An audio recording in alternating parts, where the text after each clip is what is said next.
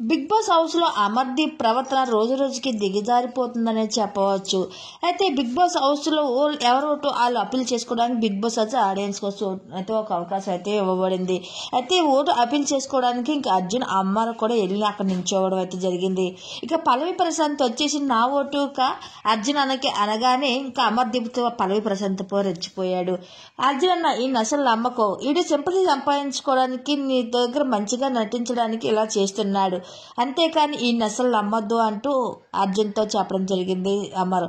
ఇంకా అమర్ మాటలకి పల్లవి ప్రశాంత్ ఏమీ ఊరుకోకుండా నీలాంటి వాడిని కాదురా, నేను నీలాగా సింపతి సంపాదించుకోవడానికి మోసం చేయడానికి నేనైతే ముందనుండను, నేనైతే నిజమే చెప్తాను ఏదైనా సరే అంటే ఇంకా అమర్ అయితే నేను కెప్టెన్ పదవిలో ఉన్నాను, కానీ నేను చెప్పింది నువ్వు వినాలి, ఇక్కడి నుంచి వెళ్ళి నువ్వు కూర్చో అంటూ చెప్పడంతో ఇంకా పల్లవి ప్రశాంత్ రెచ్చిపోతూ కెప్టెన్ అంటే కష్టపడి వచ్చేది కెప్టెన్, నీలా ఊరికనే సింపతి సంపాదించుకునేది కాదు కెప్టెన్ పదవ అంటూ తన అమర్కి గట్టిగా ఇచ్చుకుంటూ వచ్చాడు పల్లవి ప్రశాంత్.